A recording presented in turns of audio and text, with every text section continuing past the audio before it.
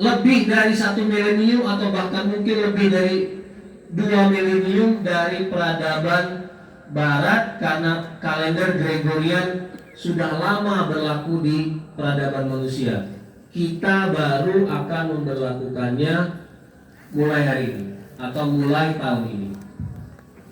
Nah, Bapak Ibu sekalian yang Allah muliakan, ketiadaan kalender Hijriah global tunggal itu membawa dampak yang sangat besar bagi kehidupan manusia sehari-hari. Dampak yang paling awal yang tadi sudah saya sebutkan adalah kita tidak punya penciri peradaban, tidak punya identitas peradaban. Karena kalender itu adalah penciri utama dari sebuah peradaban. Dalam sejarah perjalanan manusia, peradaban-peradaban pasti punya kalendernya sendiri-sendiri. Termasuk peradaban Jawa Islam.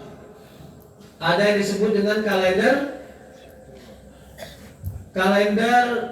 Mataram Islam, yang dalam bahasa Jawa bulan Muharram kita sebut dengan bulan Suro. Nah, hanya kalender ini memang kalender Islam, tetapi tidak berdasarkan gerak faktual bulan. Kalender kita, kalender Jawa Islam, itu berdasarkan hisab yang disebut dengan hisab urfi. Jadi jumlah bulan itu tidak berubah-ubah, tetap. Ramadan misalnya bulan ke-9, jumlahnya tetap dari tahun ke tahun, yaitu 30 hari. Nah, kalender ini tidak bisa digunakan untuk ibadah, karena Nabi Muhammad sendiri menjelaskan bahwa bulan Ramadan itu usianya kadang 29 hari, kadang 30 hari. Jadi kalau kita tetapkan bulan Ramadan selama-lamanya 30 hari, berarti kita menyalahi sunnah. Nah, kalender Jawa Islam dengan demikian tidak memenuhi syarat sebagai kalender yang bisa digunakan untuk waktu-waktu ibadah. Tapi untuk kegiatan kebudayaan kita ya mungkin boleh lah. Mungkin boleh, karena itu juga warisan dari kebudayaan Jawa. Tetapi dia tidak berdasarkan gerak faktual bulan. Bulan itu kan setiap waktu berputar mengelilingi bumi. Nah, lamanya perputaran bulan mengelilingi bumi ini kata Nabi kadang 29, kadang 30. Inna ummatun ummiyatun la nahsubu wa la naktubu wa la nahsubu asyahru hakadha wa hakadha marratan tis'a wa isrin wa marratan salatin. Kita ini umat yang hidup di zaman Nabi, umat yang buta huruf. Kita di zaman ini tidak bisa menulis, tidak bisa menghitung. Tapi ingat, bulan itu cuma 2 pilihannya, kadang 29, kadang 30 hari. Nah, jadi ketiadaan kalender Hijriah yang menyatukan itu sama artinya kita tidak memiliki penciri. Peradaban Babilonia itu peradaban yang sudah ada sejak zaman Nabi Ibrahim. Itu sudah ada dengan kalender berbasiskan pergerakan bulan. Peradaban Mesir kuno menggunakan kalender berbasis pergerakan matahari di langit bumi. Kenapa peradaban Mesir menggunakan kalender matahari? Karena di Mesir ada Sungai Nil. Sungai Nil itu pada musim-musim tertentu akan meluap dan akan terjadi banjir besar. Hari ini oleh orang Mesir sudah diatasi dengan membuat dam besar. Tapi zaman dulu belum ada teknologi itu, sehingga mereka harus bisa memprediksi kapan datangnya banjir ini. Maka sistem kalender yang bisa memprediksi datangnya banjir adalah sistem kalender matahari. Jadi sekali lagi, kalender itu menjadi penciri sebuah peradaban. Nah, penciri itu yang belum ada di dalam sejarah peradaban Islam. Jadi itu kelemahan pertama. Kelemahan kedua, akibat ketiadaan kalender hijriah global adalah kita menyaksikan perbedaan masuknya hari-hari Islam pada tingkatan global. Satu hari di tanggal Islam bisa dirayakan, bisa jatuh kepada 3 hari atau bahkan 4 hari yang berbeda. Satu Ramadan bisa Senin di Amerika, Selasa di Pakistan, Rabu di Indonesia, di Bantul, Kamis di Australia atau New Zealand. Nah, fenomena ini fenomena yang nggak ideal. Kok bisa satu tanggal 4 hari? Nah, itu yang menjadi latar belakang lahirnya KHGT. Kita ingin menyatukan hari-hari besar Islam pada tingkatan global, satu hari, satu tanggal yang sama, atau satu tanggal hijriah jatuh pada hari yang sama sesuai dengan tempat masing-masing. Oke. Dampak selanjutnya dari ketiadaan kalender yang menyatukan adalah umat Islam tidak bisa mengetahui datangnya hari-hari besar Islam itu jauh-jauh hari. Dan ini terutama disebabkan karena umat Islam berpegang terlalu kokoh, terlalu kuat pada metode observasi atau metode ru'yatul hilal. Kelemahan dari metode ru'yatul hilal itu adalah tanggal baru hanya bisa diketahui di hari terakhir bulan yang sedang berjalan. Kapan 1 Ramadan? Baru diketahui setelah sidang isbat yang dilaksanakan pada tanggal 29 Sya'ban. Jadi H-1 kita baru tahu kapan 1 Ramadan. Kapan 1 Syawal? Baru bisa diketahui setelah diputuskan di sidang isbat di tanggal 29 Ramadan. Padahal kita hidup di zaman modern, kita perlu perencanaan. Bagi yang hidupnya merantau seperti Ustaz Syakir, butuh kepastian tanggal untuk beli tiket pesawat. Apalagi Ustaz Syakir ini jam terbangnya tinggi, 1 Syawalnya mau khutbah di mana, kemudian mengisi halal bihalal di mana, kita berkumpul keluarga di mana. Nah, dengan menentukan bulan dengan metode ru'yat, kita tidak bisa mengetahui datangnya tanggal-tanggal hijriah jauh-jauh hari. Dan fenomena seperti itu adalah fenomena yang tidak positif, tidak menguntungkan untuk umat Islam yang hidup di zaman modern. Nah, lebih-lebih kalau umat Islam yang hidup sebagai minoritas, ibu-ibu, mereka izin kalau kerja boleh diizinkan untuk tidak masuk kerja 1 hari pada hari di mana mereka berhari raya. Kalau hari raya tidak diketahui sejak awal, mereka nggak bisa mengajukan izinnya pada hari apa. Belum lagi terkait dengan izin sekolah anak, belum lagi izin terkait dengan menyewa gedung. Sama hal itu, Muhammadiyah juga perlu memastikan kapan lapangannya dipakai untuk sholat Id. Nah, sehingga ketiadaan kalender itu membuat kita tidak bisa membuat perencanaan hidup. Nah, Bapak Ibu sekalian yang Allah muliakan, sekarang apa yang dimaksud dengan kalender hijriah global? Secara umum tadi sudah saya jelaskan. Prinsip utama dari kalender hijriah global tunggal itu adalah 1 hari, 1 tanggal di seluruh dunia. Atau dibalik juga boleh, 1 tanggal, 1 hari yang sama di seluruh dunia. Itu prinsip yang pertama, yang paling pokok. Prinsip yang kedua dari kalender Hijriah Global Tunggal adalah penggunaan hisab itu sendiri. Jadi waktu ditentukan dengan cara menghitung, dengan cara perhitungan. Apakah dengan demikian kita menegasikan atau mengesampingkan ru'yat? Tidak. Ru'yat tidak dikesampingkan, tetapi kita tidak memposisikan ru'yat sebagai satu bentuk ibadah mahdoh. Ru'yat boleh dilakukan, tetapi sebagai aktivitas untuk mengembangkan ilmu pengetahuan, bukan bagian dari ibadah itu sendiri yang kalau tidak dilakukan kita berdosa.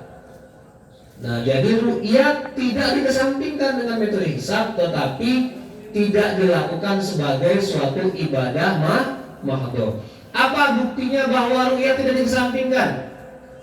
Buktinya Muhammadiyah sudah sejak puluhan tahun yang lalu menggunakan hisab. Bahkan saya tadi malam baru membaca dokumen tahun 1935 Muhammadiyah itu sudah menggunakan hisab, walaupun kriterianya adalah ijtima. Jadi sejak tahun 1935, sejak Muhammadiyah masih dipimpin oleh Kiai Haji Mas Mansur sudah menggunakan hisab. Lalu di mana bukti Muhammadiyah tidak anti pada ru'yah? Muhammadiyah mendirikan observatorium, pusat-pusat studi astronomi. Di Medan, di UNSU berdiri dengan megah observatorium ilmu falak, disingkat dengan OIF. Di Makassar juga ada, di Universitas Muhammadiyah Makassar, observatorium. Di Jogja juga ada observatorium. Di mana observatorium Muhammadiyah di Jogja? Ada yang tahu? Di lantai 10 Universitas Ahmad Dahlan kampus 4. Kampus yang kayak mall karena ada liftnya, ada eskalatornya. Kapan-kapan bapak-bapak coba mampir ke UAD kampus 4, mampir ke museumnya karena museumnya juga baik, mampir ke gedung utamanya, naik ke lantai 10. Di sana ada teropong yang canggih digunakan untuk mengobservasi matahari dan mengobservasi bulan setiap bulan, mengobservasi hilal setiap bulan. Nah, itu bukti bahwa menggunakan hisab bukan berarti tidak melakukan ru'yat. Ru'yat dilakukan, tetapi bukan bagian dari aktivitas utama yang menentukan awal bulan. Oke. Tadi sudah berapa prinsip KHGT yang sudah saya jelaskan? 2 ya. Yang pertama tadi apa? 1 hari 1 tanggal di seluruh dunia. Yang kedua penggunaan hisab. Yang ketiga prinsip utama dari KHGT, berpijak pada satu konsep fikih yang disebut dengan ittihadul matali'. Coba diulangi Bu. Ulangi Pak bareng-bareng. Ittihadul matali'. Ittihadul matali'. Ittihadul matali' itu artinya adalah kesatuan matlak.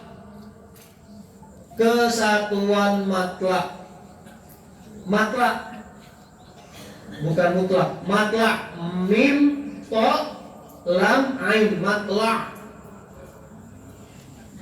Matlak itu tempat tulu', tempat terbit. Terbitnya apa? Terbitnya bulan. Nah, dalam fikih Bapak Ibu sekalian hanya ada 2 konsep untuk penentuan awal bulan. Satu disebut dengan kesatuan matlak, ittihadul matali', yang satu disebut dengan ikhtilaful matali'.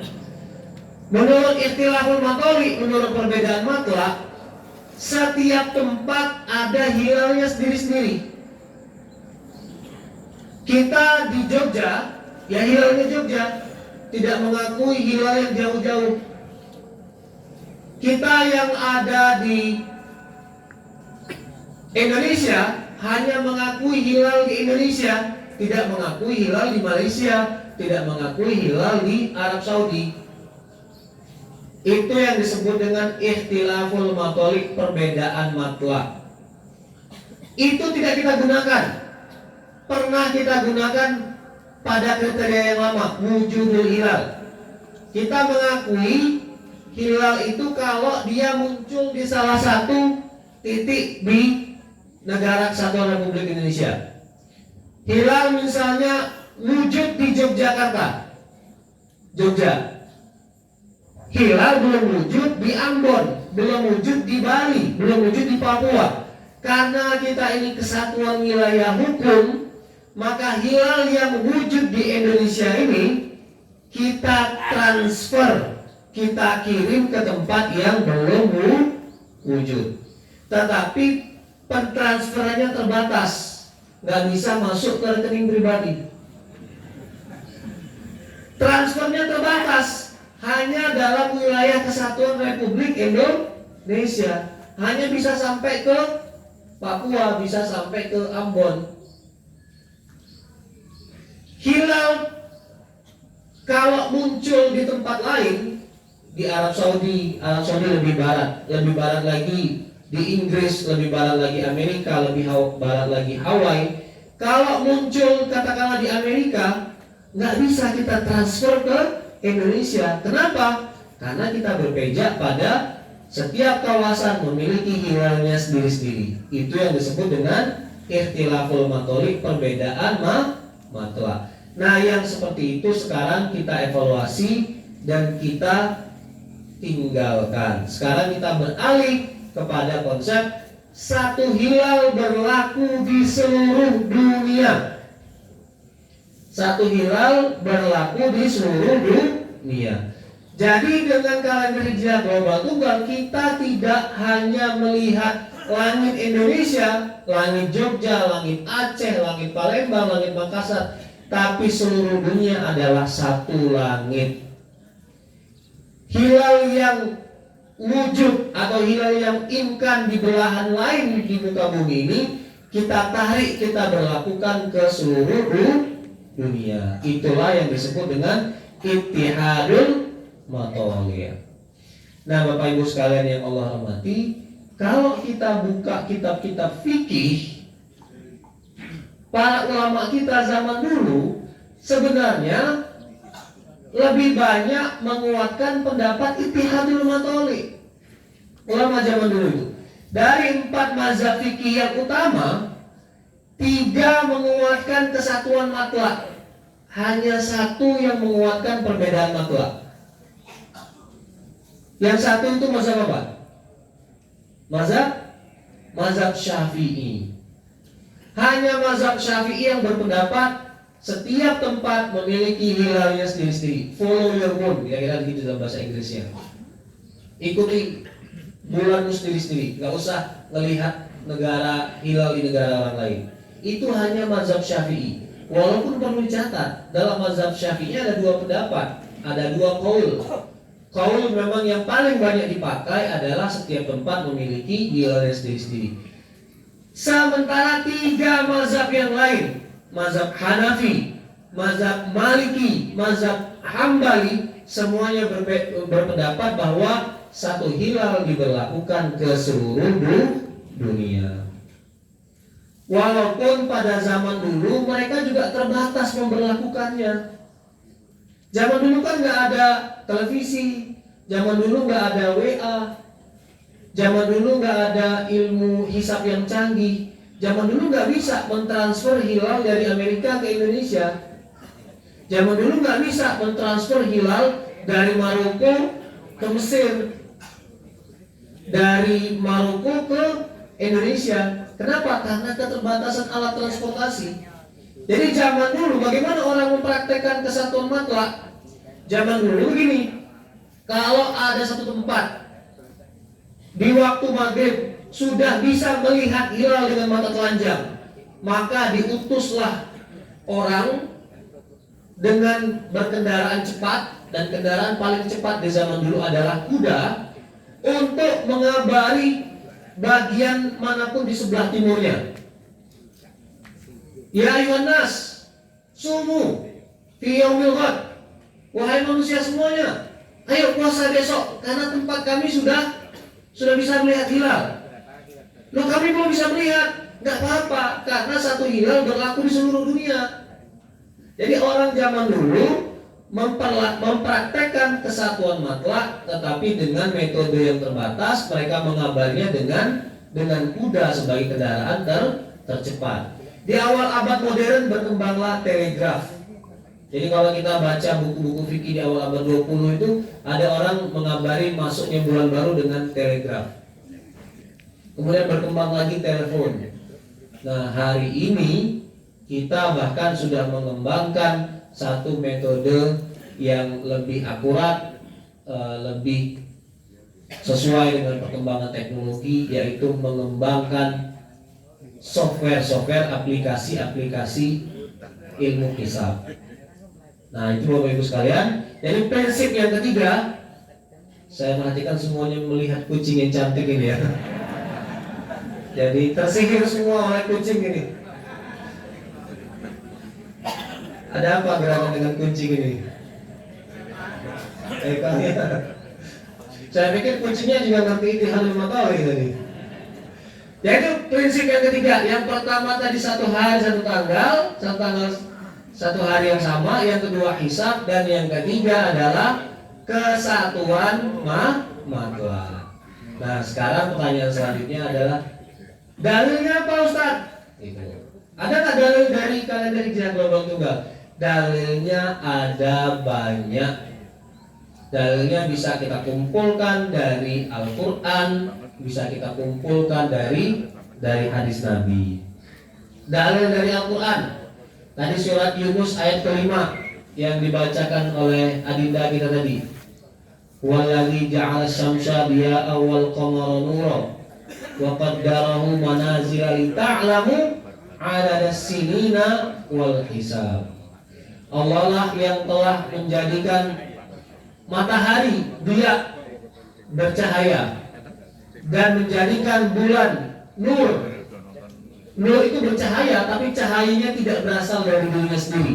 Cahayanya berasal dari pantulan matahari. Sehingga dalam bahasa Arab itu cahaya itu ada dua, dia dan nur. Jadi besok punya cucu pertama diberi nama dia, cucu kedua diberi nama nur. Lita'lamu 'ala sinina wal hisab, agar kamu semua mengetahui jumlah hari, agar kamu semua mengetahui perhitungan dan dapat membuat kalender. Ada lagi dalil-dalil yang menunjukkan sifat ajaran Islam yang universal.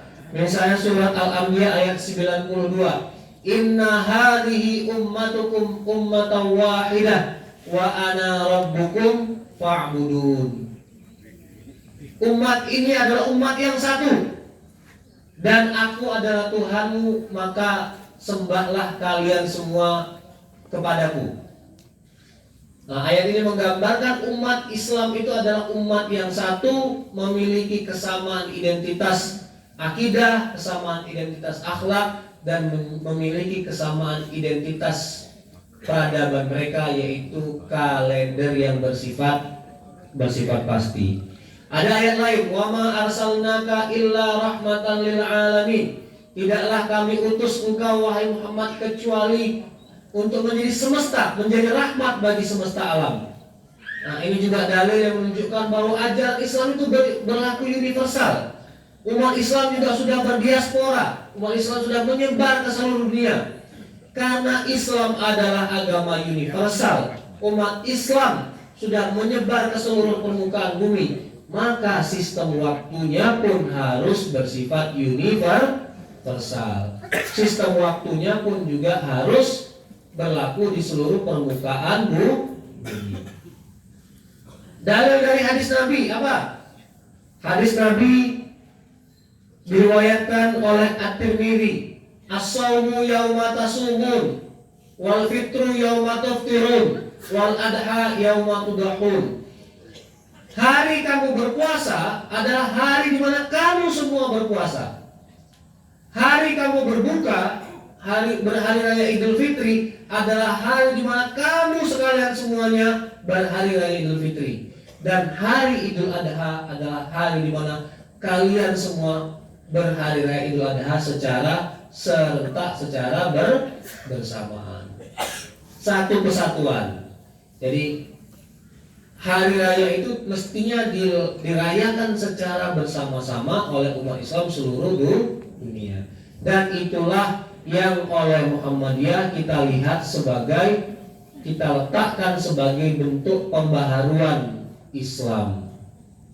Pembaharuan Islam ini kelanjutan dari pembaharuan yang diletakkan oleh Kiai Haji Ahmad Dahlan lebih dari 1 abad yang lalu. Kiai Haji Ahmad Dahlan dulu meluruskan arah kiblat dengan menggunakan ilmu hisab. Pernah lihat filmnya Ibu ya? Pada waktu itu langgar Kiai Haji Ahmad Dahlan dirobohkan. Kiai Haji Ahmad Dahlan ditolak. Tapi 1 abad kemudian umat Islam menerimanya. MUI mengeluarkan fatwa bahwa sholat wajib menghadap kiblat secara persis. Dulu secara tradisional kita beranggapan kiblat itu adalah kulon. Kulon, benar Pak? Kulon. Ternyata hari ini menurut ilmu falak kulonnya tidak kulon. Kulonnya harus menceng 22 derajat. Hari ini sekarang sudah menjadi pengetahuan umum, bukan hanya di Masjid Muhammadiyah, di seluruh masjid menghadap kiblat. Nah, sekarang kita melanjutkan tradisi pembaharuan itu dengan meletakkan kalender Hijriah global tunggal. Kapan diterima orang? Wallahu a'lam. Tugas kita hanya meletakkan fondasinya, mungkin 1 dekade, mungkin 2 dekade, mungkin lebih lama dari itu. Tapi kita boleh berharap kalau bisa jangan terlalu lama. Itu pesan dari Pak Haidar kemarin. Menurut saya pilihan diksi yang baik. Kata Pak Haidar, kami tidak memaksa, kami bersedia menunggu. Tapi kalau bisa jangan terlalu lama. Nah Bapak Ibu sekalian yang saya hormati, terakhir sebelum kalau kita buka tanya jawab singkat, saya ingin membagikan pengetahuan yang bersifat praktis. Kalender Hijriah global tunggal itu sekarang bisa kita ikuti melalui HP masing-masing. Melalui HP masing-masing. Kalau Bapak Ibu pegang HP, bisa masuk ke tempat download aplikasi namanya Play Store. Play Store. Coba kalau ada yang tidak mengerti, coba tanya sebelahnya, Play Store itu mana? Gitu. Play Store. Play Store itu tempat kita download. Bukan YouTube Pak ya. Play Store. Ketik di Play Store Hisabmu KHGT. Nanti keluar gambar kuning seperti cahaya matahari. Sudah ketemu? Sudah? Oh jangan-jangan tidak mempraktekkan ini. Nunggu pulang ke rumah, nunggu dibantu oleh cucunya. Pokoknya dicatat aja Bu ya. Nama softwarenya Hisabmu KHGT. Di dalamnya kita bisa lihat jadwal sholat. Jadwal sholatnya kemanapun kita pergi akan mengikuti kita. Sekarang kita ada di Bodeh, ya sudah, jadwal waktu azan sesuai dengan waktu Bodeh. Pergi kita ke Kaliurang akan berubah sesuai dengan sistem GPS. Dan di dalam aplikasi ini ada kalender Hijriah, ada kalender Masehi. Kalau Bapak Ibu yang punya jadwal padat dan di HP biasanya suka menandai kalendernya di Google Calendar, nah jadwal-jadwal yang kita tandai di Google Calendar itu secara otomatis akan muncul di aplikasi ini.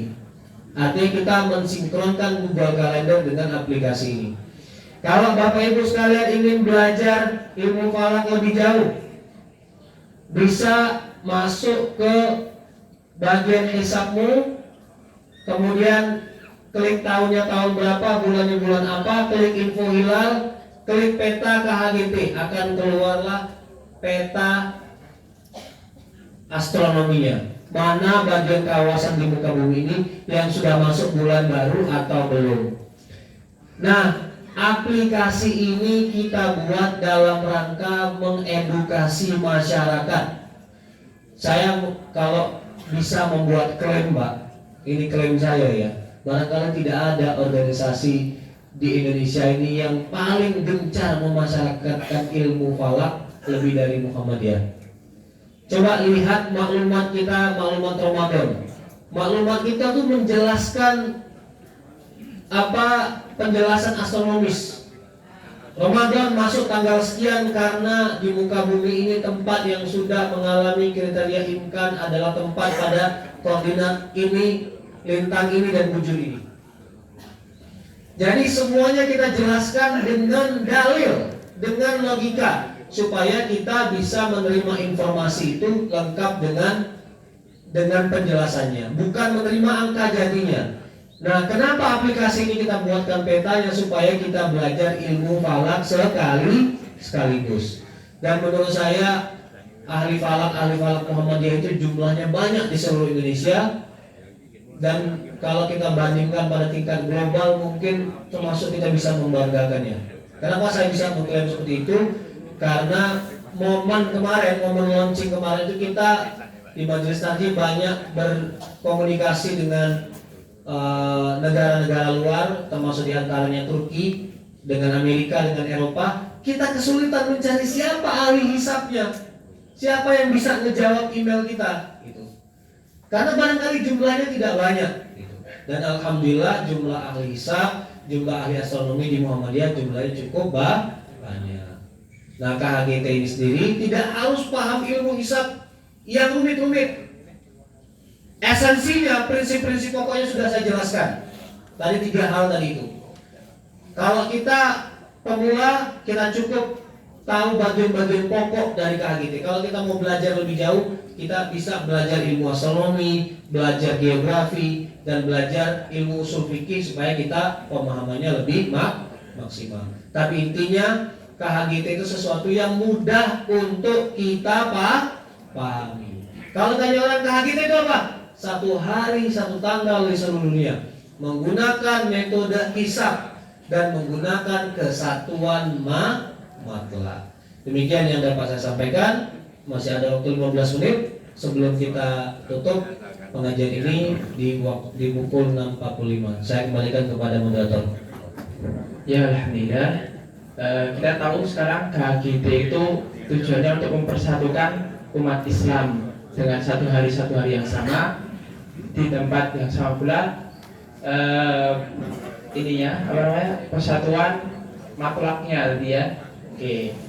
Masuk di sesi yang berikutnya, yaitu sesi tanya jawab. Monggo untuk para hadirin.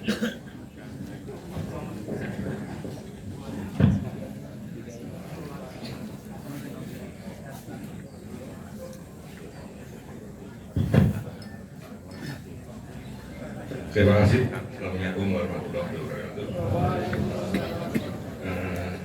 Saya sedikit aja, Pak. Nama Bagio, Pak, saya dari Britan. Ya. Yang pertama, tahun lalu saya punya kalender global ya, dari Muhammadiyah juga. Mantap saya. Cuma waktu bulan Ramadan itu di kalender saya, nggak tahu ya kalender global yang lain ya, itu 29 hari. Cuma di Muhammadiyah tahu-tahu 30 hari gitu. Saya pikir itu nanti akan menggeser semua, berarti kan kalender saya itu tidak terpakai gitu. Kemudian waktu bulan Zulhijjah, kok kembali sama gitu. Itu sebabnya apa? Saya tidak tahu ya. Yang kedua, persatuan matlab tadi, Pak ya. Kalau di kalender nasional kan ada kesepakatan dari sebatas kalender internasional yang di Pasifik kalau sebenarnya. Kali itu Pasifik. Kalau persatuan matlab tadi berarti kan tidak ada kesepakatan dari itu ya. Mungkin setiap bulan beda ya. Edar terbitnya bulan beda. Itu berapa derajat majunya itu. Terima kasih, Pak. Assalamualaikum warahmatullahi wabarakatuh.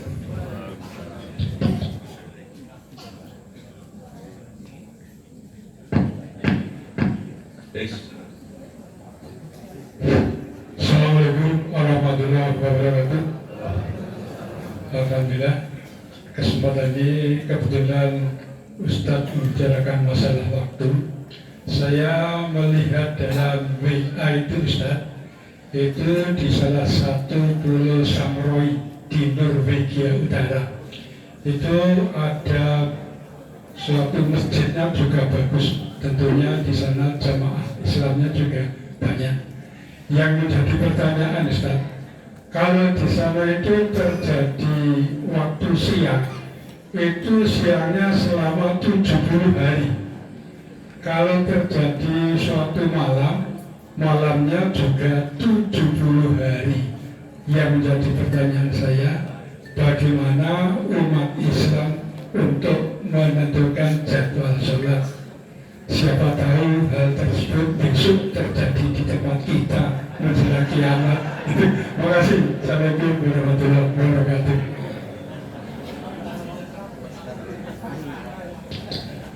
Belakang. Assalamualaikum warahmatullahi wabarakatuh. Nama saya Iskandar dari Tanjung. Assalamualaikum Pak Sahar. Saya sudah lama nggak hadir di acara ini. Saya mau tanya Pak, setelah tadi yang pertanyaan Bapak yang pertama itu kan sudah dijawab oleh Muhammadiyah mengenai bulan puasa kemarin masih pakai wujudul hilal. Tahun baru KHGT ini baru berlaku 1 Muharram 1447. Jadi bulan puasanya antara tanggal Muhammadiyah dulu sama sekarang berbeda. KHGT itu terus terang masih banyak ikhtilaf ya. Terutama orang-orang Muhammadiyah sendiri juga, yang saya tanya beberapa ahli astronomi di Muhammadiyah memang juga ada yang lebih senang pakai wujudul hilal, ada yang KHGT. Tetapi beliau karena manut dengan organisasi yang harus ikut KHGT bagaimanapun. Saya mau tanya gini Pak, dalam wujudul hilal maupun KHGT itu perpindahan bulan itu salah satu syaratnya harus ada istimewa. Pada zaman Rasulullah SAW kan belum paham mengenai istimewa itu. Kapan mulai syarat istimewa atau konjungsi itu diadakan dengan syarat terjadinya bulan baru? Yang pertama itu. Tadi saya dapat titipan dari tangga Kosi. Ada yang orang anak maksudnya warga Muhammadiyah, ada yang masih mengikuti pemerintah, ada juga yang masih mau mengikuti KHGT. Menyikapinya seperti apa? Karena ada warga Muhammadiyah mungkin yang jadi PNS yang bagaimanapun ya tetap mengikuti pemerintah, katanya seperti itu. Itu pertanyaan kami. Saya kira itu aja Pak. Terima kasih. Assalamualaikum warahmatullahi wabarakatuh. Oh iya, satu lagi Pak. Ketika KHGT ini dilakukan tanggal 1 Muharram kemarin, saya melihat tanggal 15 Muharramnya itu cukup berbeda. Maksud berbeda itu kondisi bulan, cahaya terangnya itu di Muhammadiyah, di KHGT sudah 16 Muharram. Menurut saya seperti itu, menurut pandangan mata saya ketika bulan purnama penuh, kan kita sepakat bulan purnama penuh itu tanggal 15, tapi kalau lihat kalender KHGT itu 16 Muharram. Terima kasih. Wassalamualaikum warahmatullahi wabarakatuh.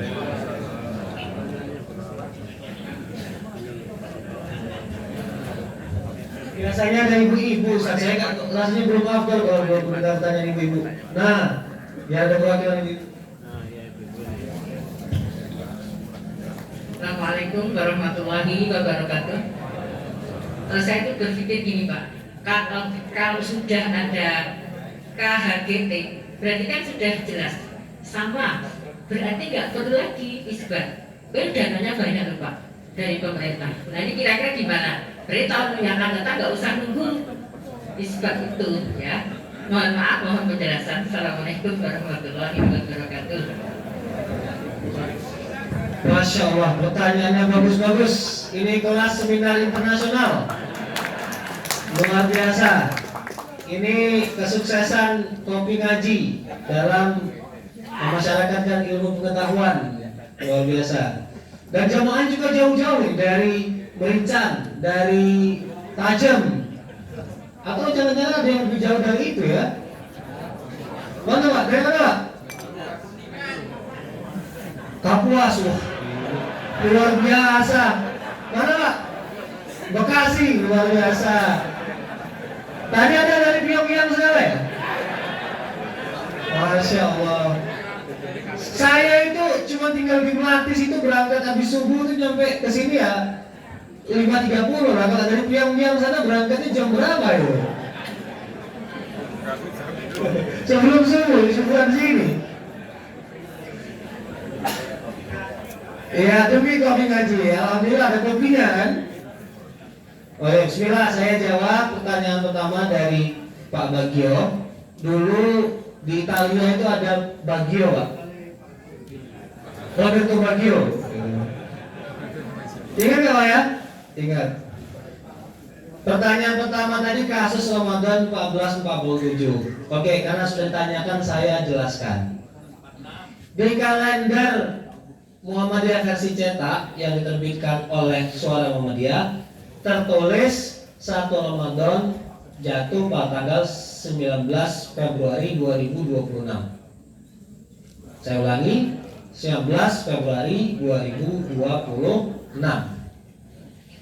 Tetapi di versi software HP, aplikasi HP di website tertulis 18 Februari, satu hari sebelumnya. Kenapa terjadi perbedaan? Karena kita lakukan peninjauan ulang dan juga setelah kita melahirkan satu software baru, Hisapmu yang bisa di-download juga, Bapak Ibu bisa download di website Kanji Muhammadiyah.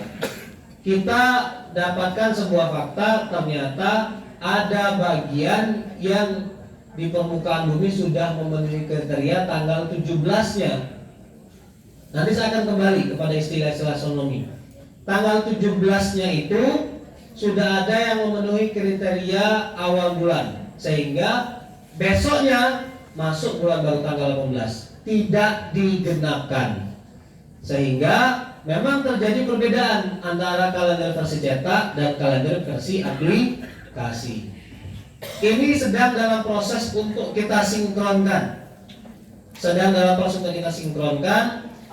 Sekarang kecenderungan dalam musyawarah kita itu untuk menguatkan tanggal 18. Saya tidak bisa memastikan karena masih ada proses, paling tidak dapat 1 kali lagi. Dan insya Allah sesegera mungkin akan kita buat penjelasannya kepada publik kenapa terjadi peralihan atau terjadi koreksi dari tanggal 19 ke tanggal 18. Kasus Ramadan 1 Ramadan 1447 atau Ramadan 2026 besok itu termasuk kasus yang jarang di di data astronomi.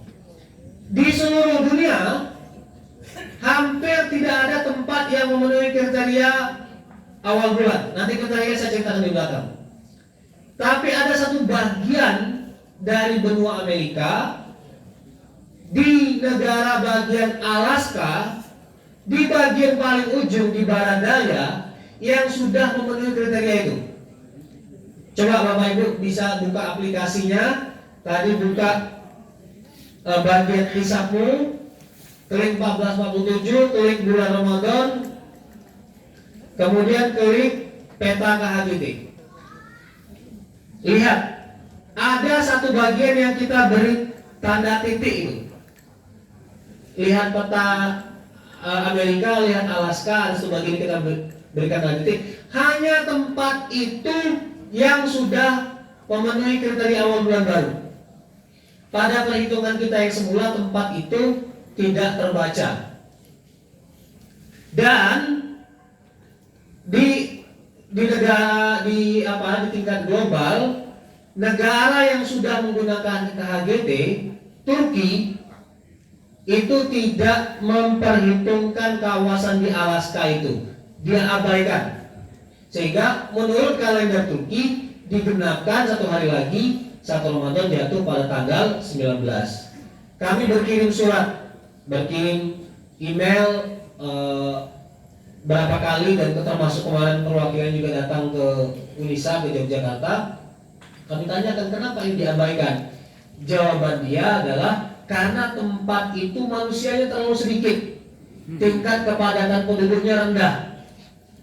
sehingga diabaikan aja, digenapkan 1 hari lagi. Nah, dalam musyawarah kita memandang syarat ini tiba-tiba muncul. Kepadatan penduduk itu tidak pernah ada dalam kesepakatan global sebelumnya, tidak ada dalam kriteria yang sebelumnya disepakati di Muktamar Turki tahun 2016, sehingga lahirnya sepihak. Karena ini bagian dari ijtihad, Muhammadiyah menghormati keputusan yang berbeda dari otoritas di Turki, tapi Muhammadiyah tampaknya besok akan mengambil jalan yang berbeda. Kita menetapkan kemungkinan besar ke tanggal 18. Saya belum bisa memastikan, tetapi mayoritas di internal kita sudah kita ikutin aja kriteria objektifnya, dan ada bukti empiriknya, sudah ada bagian di permukaan bumi yang masuk ke bulan baru. Sehingga insya Allah dalam waktu dekat akan kita keluarkan maklumatnya, penjelasannya lengkap dengan penjelasannya, sehingga insya Allah jadi edukasi pada masyarakat. Dan memang ada resikonya. Resikonya apa? Kita menggunakan kriteria pemersatu, tetapi pada akhirnya tidak bersatu karena ada syarat tambahan yang dimasukkan secara sepihak. Nah, sekarang pilihan kita berpatokan pada kriteria awal atau kita sekedar ikut Turki biar sama. Nah, pilihan kedua ini tidak kita ambil karena orang salah masa diikuti. Lebih baik kita ikutin kriteria objektif gitu. Jadi itu kasusnya kenapa berbeda antara kalender cetak dan kalender yang ada di sini. Mungkin sebagian orang sudah sadar. Kami sendiri sudah banyak menerima WA kayak gitu. Berarti kan warga Muhammadiyah betul-betul ngerti astronomi dan betul-betul ngecek kalender. Karena sudah banyak yang sadar. Jadi itu jawaban dari pertanyaan Pak Bagir tadi.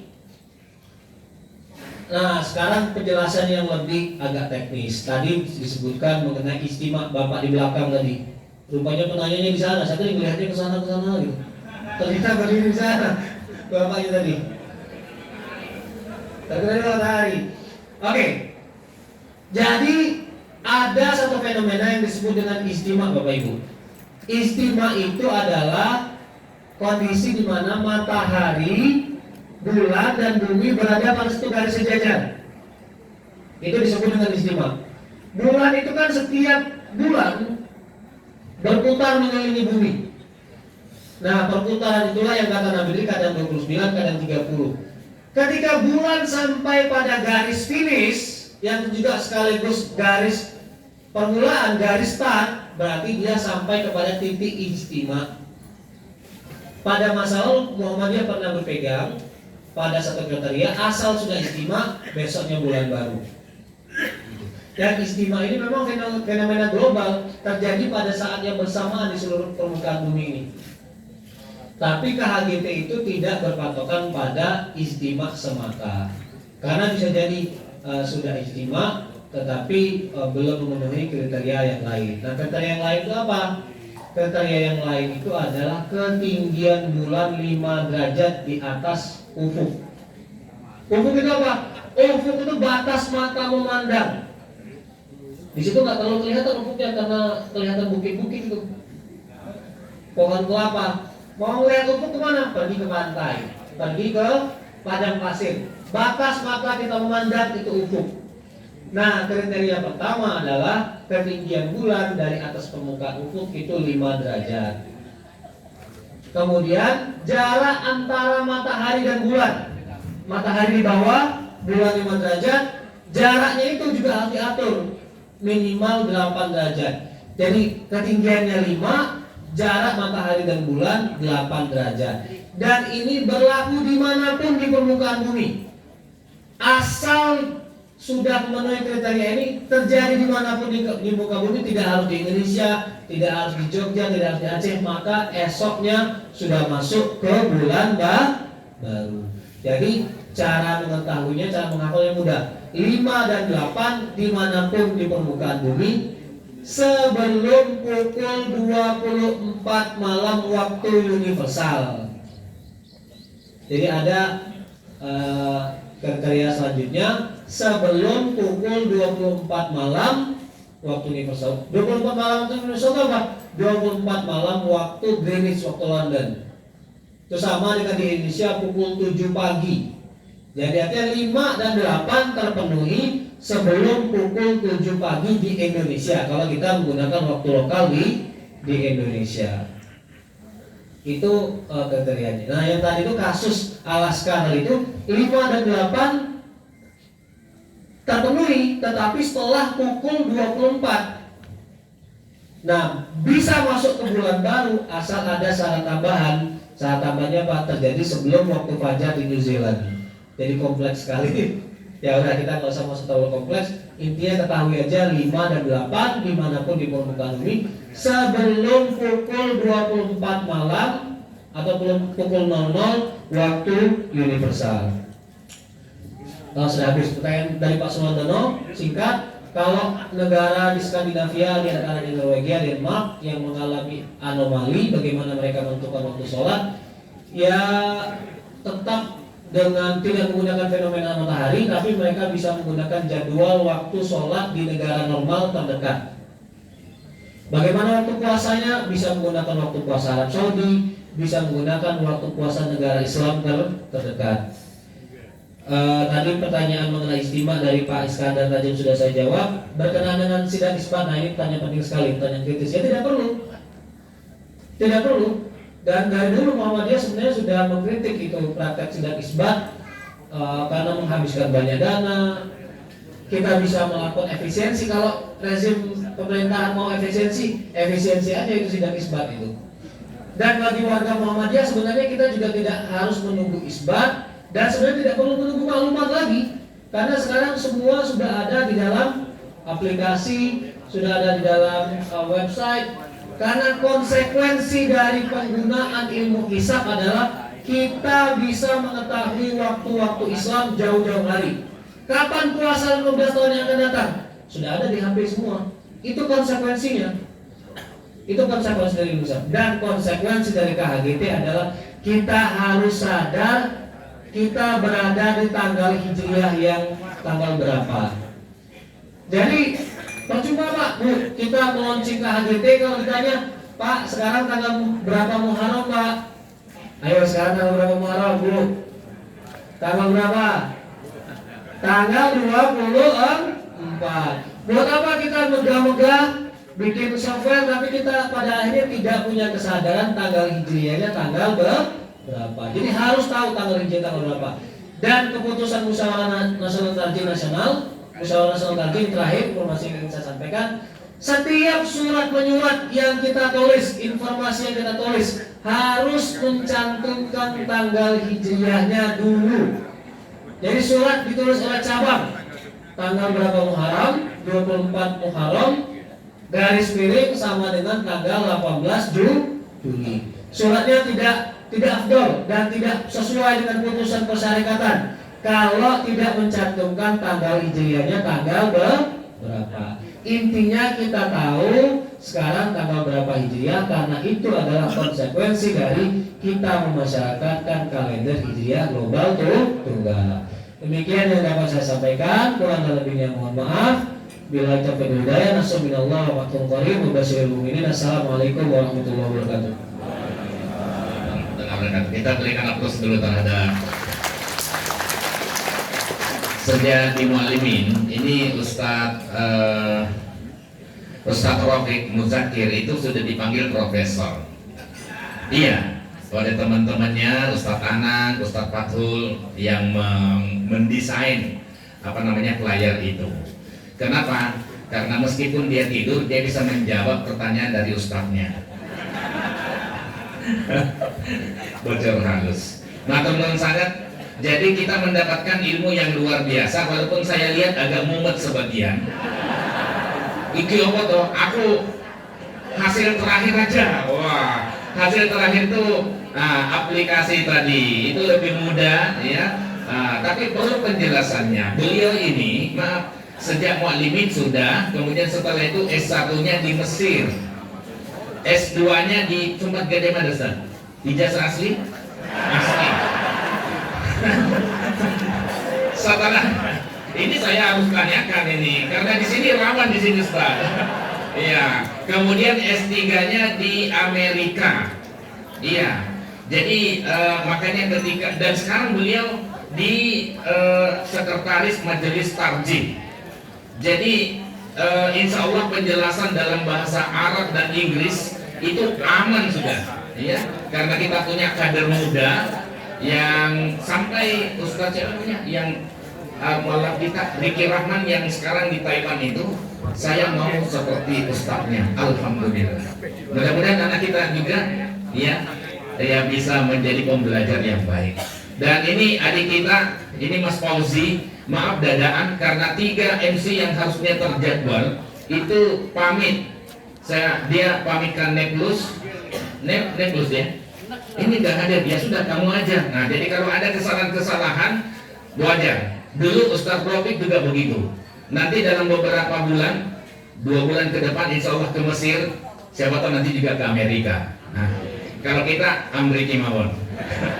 Matur nuwun, kita serahkan pada MC kita. Assalamualaikum warahmatullahi wabarakatuh.